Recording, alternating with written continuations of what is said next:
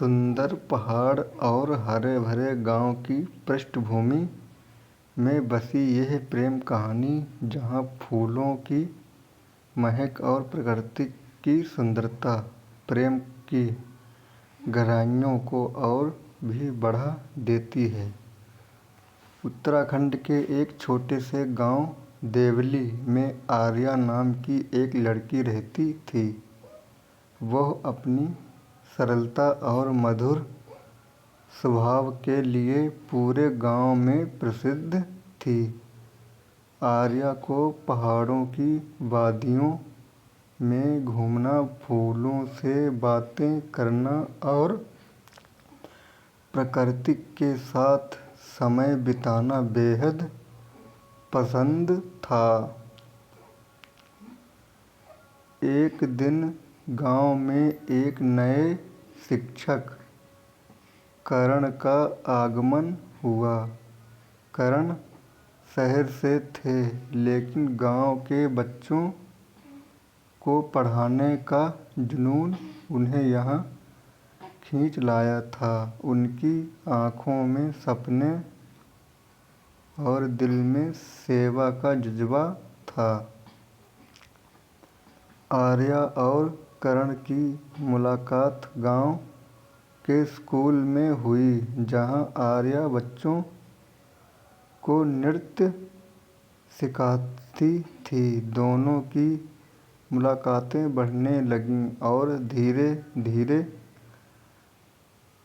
धीरे उनकी दोस्ती गहराई होती गई। दोनों अक्सर गांव के पास स्थित फूलों की घाटी में मिलते, जहां रंग बिरंगे फूलों के बीच वे अपने सपनों की बातें करते।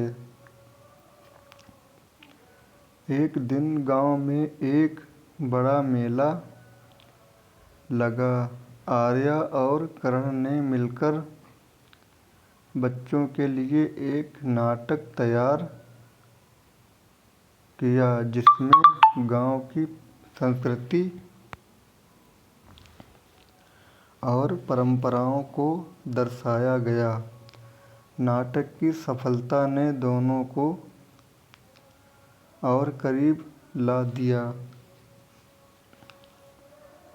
लेकिन प्यार की राहों में कठिनाइयाँ भी आती हैं।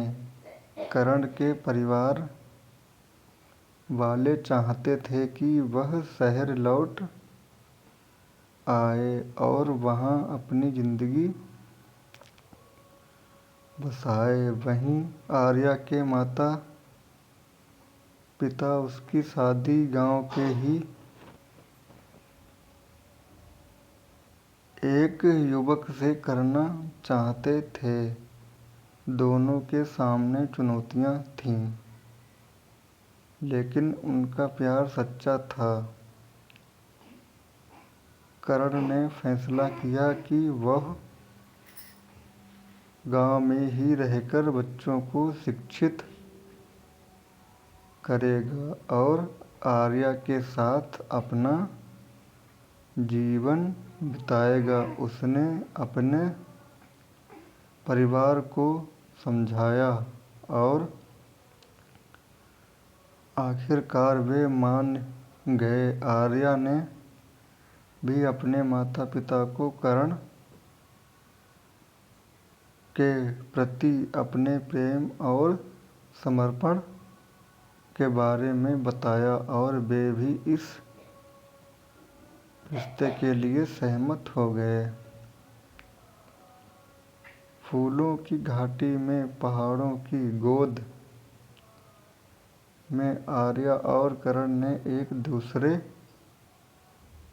से विवाह करने का संकल्प लिया। उनका प्रेम कहानी गांव के लिए प्रेरणा बन गई और उन्होंने मिलकर गांव के विकास और बच्चों की शिक्षा के लिए काम दिया। इस प्रकार फूलों, पहाड़ों और गांव की सादगी के बीच पनपी। यह प्रेम कहानी सच्चे प्रेम और समर्पण का प्रतीक बन गई।